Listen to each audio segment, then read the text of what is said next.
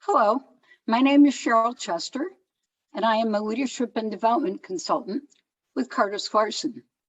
KardasLarson is a human resource group that works with clients, both profit and not-for-profit, to help them maximize their performance.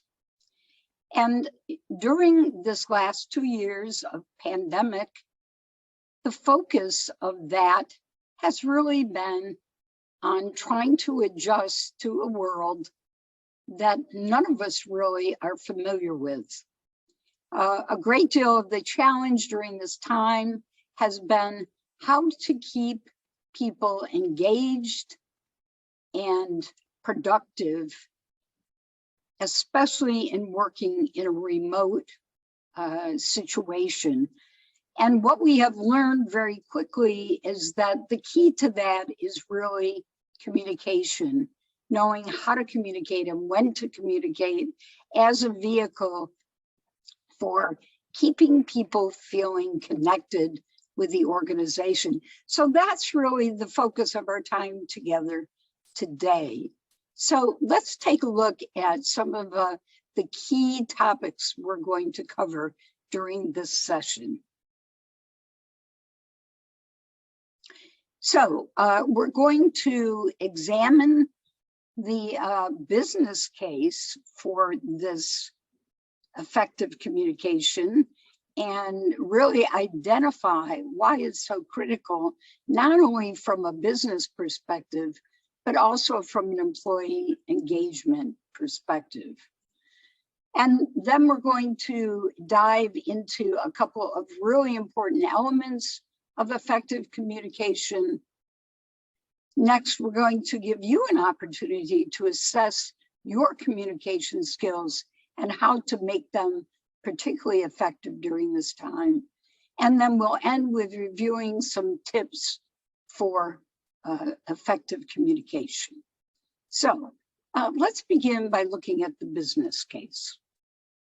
Pretty powerful data points, I think, that make it very clear as to why the business impact of effective communication really bears looking at. So this research was done in 2021. So in major corporations, the average loss in revenue as a result of poor communication was over $62 billion annually. Now, some of you may be saying, well, yeah, that's for major corporations. Let me bring it down to a level for some of you that may be more understandable. For companies with 100 employees or less, the average profit loss based on poor communication was $500,000. Still, no small change. So I challenge each of you to think about a communication that was really poor within your organization that resulted in a tremendous amount of confusion, and then try to associate a dollar amount with that. So dollar loss of profit is huge. Other results: a 50% lower employee retention rate. Now, today you're hearing a lot about a great lack of retention, and the latest data talks about within the next 6 months, 1 in every 4 employees will be leaving an organization. So to the extent that we can attach that to poor communication, again, it is certainly effective to work on the communication within the organization. From a safety perspective, especially in manufacturing, those organizations can benefit from better communication in really reducing the safety incident rate by over 6 times. So the quote here, I think, is very palpable. No company, regardless of size, can afford poor employee communication. Let's now look at what employees say about communication. Over 80% think that it is a huge factor in creating trust. For many of us during this pandemic, the only thing that matters is employees trusting their employers, because for so many of us, this is all uncharted territory.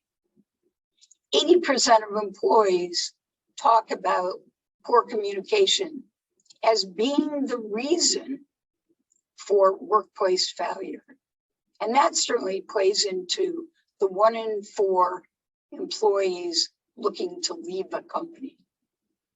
And more than 90%, and I think this is really telling, have reported wanting weekly communication from their companies.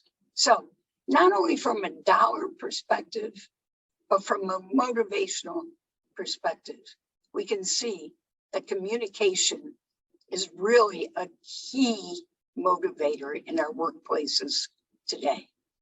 So let's take a closer look at poor communication. Now, some of you are saying, why are we looking at poor communication? Well, because we have so much of it. Poor communication is not a rarity in our workplaces today, because we're scurrying around trying to make sense of this situation. And I think more often than not, we fall short. So I want you to just think for a moment about what makes a communication poor. When you last received a communication and said, what does this mean? Why did you say that? Was it confusing? Did you receive something similar a couple of days earlier and it seemed totally opposite from what you just received? Was it ambiguous? Was there absolutely no way to follow up in order to get more clarity? Those are some of the key reasons why poor communication fails today, leaving employees very frustrated. So let's turn the coin over and look at what makes communication effective. How do we get from poor to good communication? So these are some academic definitions of communication, and hopefully they will guide us. So for communicating effectively, we're sending a message. That's what I'm doing right now. I'm sending a message to you about effective communication. Now, the other piece of that is ensuring that you are receiving the message accurately. I have no idea if you're receiving the message accurately. I'm talking to you. Some of you are thinking about the next meeting you're going to, and do you have the data you need for that meeting? Some of you are thinking about picking your child up from childcare later today. Some of you are thinking about going to the grocery store. Now, don't misunderstand me. I don't think you're doing that out of lack of respect. I'm taking the onus for that. I'm speaking, but I am not taking responsibility for whether you are hearing what I'm saying. The second definition is really a reiteration of what I just said. It's a communication between two people in which the message that I'm delivering is successfully delivered, received, and understood. So in the most basic terms, effective communication is being heard and understood. That's tough. For most of us, we associate communication with what I'm doing right now. That is just the tip of the iceberg of good communication. So let's look at what the key elements of good communication involve. So we're going to really spend time on sending a clear message, which hopefully is what I'm doing, although I've certainly been accused of not doing that. And the second one, promoting active listening. Active listening is the key to effective communication. Most of us, the great majority of us, are lousy listeners. And there are reasons for that. And we'll talk about those in just a moment. So we're going to focus on those two for the rest of this session. Let's begin with the first one, sending clear messages. So the technique for sending clear messages, and some of you have probably seen this before. Tell people what you're going to tell them, then tell them what you told them. Now, some of you are probably sitting there saying, is she kidding? Why would you waste all that time telling them what you're going to tell them, then telling them what you told them?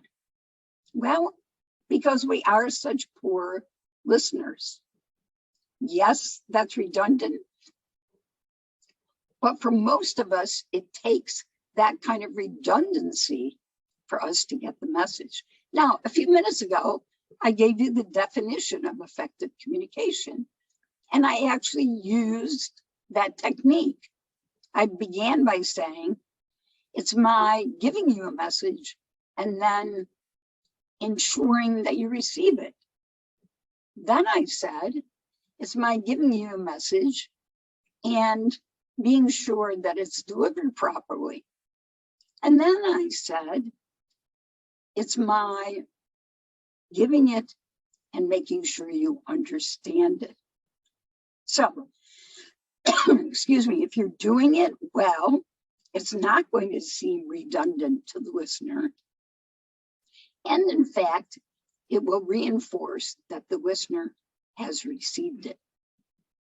So let's go on to active listening, which will give us some clue as to why this redundancy is so critical. So there's a big difference between listening and active listening. You're listening now on some level, but you may not, and in fact, probably are not active listening because there's too much else going on in your lives for active listening to occur. So what is active listening? A and C are things techniques you've probably heard before. It has to do with body language, leaning forward, nodding a lot, okay? Those are all signals that you may be listening. They may also be signals that you're not listening, but that you've picked up a couple techniques that make people think you're listening. Staying silent, B. Well, staying silent just means you're not saying anything. That, again, does not mean you're listening. The correct answer is D. If you're active listening, you will have an opportunity to paraphrase what you think you're hearing and reflect it back to the speaker so that you can validate what you think you have heard. So let's take a closer look at this and why it might be difficult.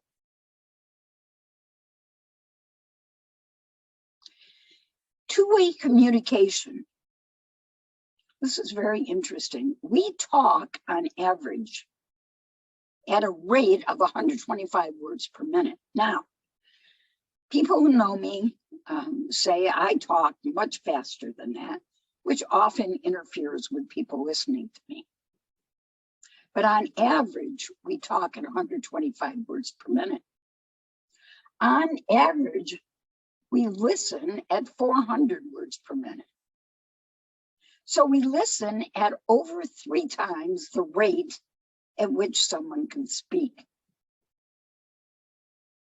So as listeners, we have a tremendous amount of bandwidth that we're not using if we're listening to someone, because we're waiting for them to catch up with us. So what are we doing with the rest of that time? Well, we're doing lots of different things that typically don't relate to really focusing on what the other person is saying. So that's a huge disconnect for us. And it's a huge barrier to active listening. Let's take a look at some other barriers to active listening. I'm sorry, before we do that, if we accept that rate of speed differential between speaking and listening, is there anything we can do about that? Well, the cynics among you would say, no, nothing we can do about it. Well, if that's the case, we're destined to really never hear each other. So I'm going to eliminate A as a bad answer. And I'm going to eliminate C, talk faster, as a bad answer. Now notice B and D, stop talking. Both of those techniques are important, because the only way I can validate that someone is hearing me is if I stop talking long enough to allow them to articulate what they think they've heard. Now, the difference between B and D is important. D says, stop talking and ask if there are any questions. You've probably all seen that technique. Someone will talk and talk and talk and talk, and then at the end they'll say, does anyone have any questions? Well, most people in their right minds would not think about asking questions at that point, because a person has talked for so long, all they want to do is get out of there. B, stop talking and ask very specific follow-up questions to measure the listener's level of understanding. That's a much better way of accounting for the difference in speed between the speaker and the listener. So a question like, when I showed you the difference in the rate of speaking and listening, what was your reaction to that? That's a very specific question. And it's a very different question than, does anyone have any questions? So that's one way to help this barrier between the rate of speaking and the rate of listening. Let's now look at some additional barriers. So what is said and how it is said can create some additional listening barriers. So the rate of speed of my voice, which we've talked about, the tone of my voice, the volume of my voice, the emotion in my voice, all of those things affect the listener's understanding. Then we have speaker and listener biases based on experience, based on education, based on assumptions. All of those things play in then to the final, what is heard, the interpretation. The statement is pretty powerful. 93% of the messages others receive from us are nonverbal. Nonverbal. We spend so much time choosing our words, and yet it's not our words that have the strongest impact on what people walk away with. Let's take a look at the other two elements of effective communication, just so you know what those are.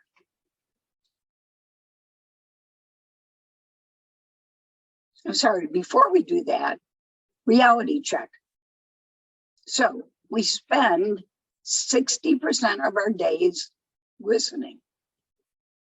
However, only 10% is what we retain. So there's a huge gap between our listening and our ability to retain and apply that listening, which definitely leads us to understand the need to improve our listening skills.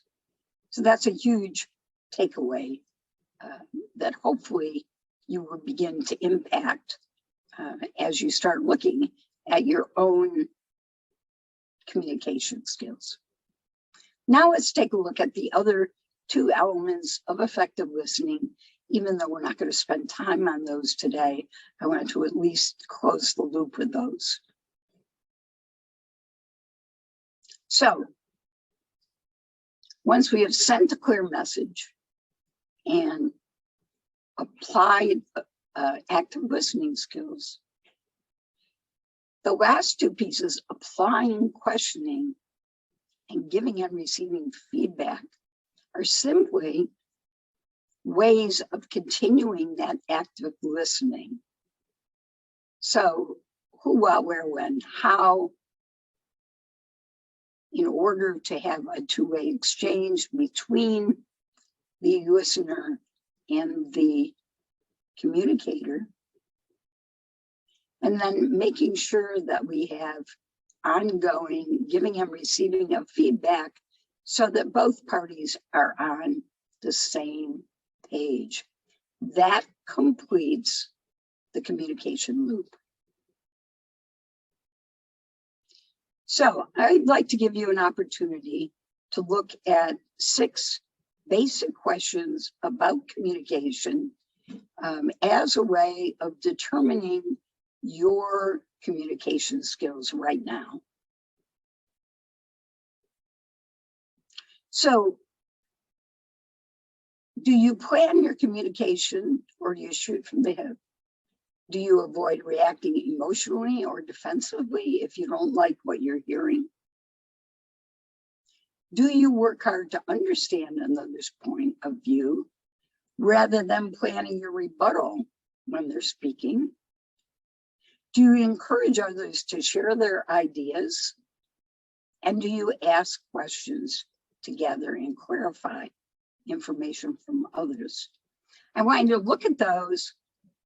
Just think about what's true for you and take a moment and choose 1 or 2 that you feel you could really develop your skills further in as a way of improving your communication skills. So be as honest as you can with yourselves. These might be good for you to try out on those closest to you too.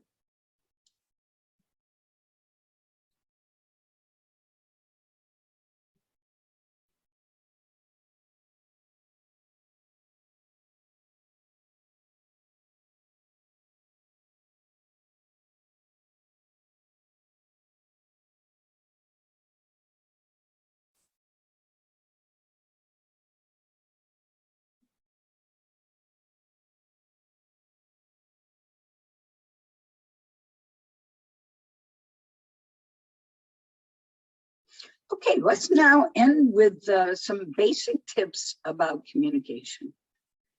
We certainly have talked about active listening. It is not easy, but it is important, and I encourage you to start using some of the techniques of active listening. Stay aware of other people's needs and be sure that you are allowing them to communicate with you. Use I statements. Take ownership for your communication.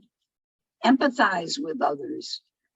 Say something like, oh, I'm sorry, I didn't do a very good job of communicating that. Let me try again. Be humble. Talk about, I know this is a difficult communication, but we'll get through it together. And use appropriate language. Don't use it as a time to impress others with your great command of the language.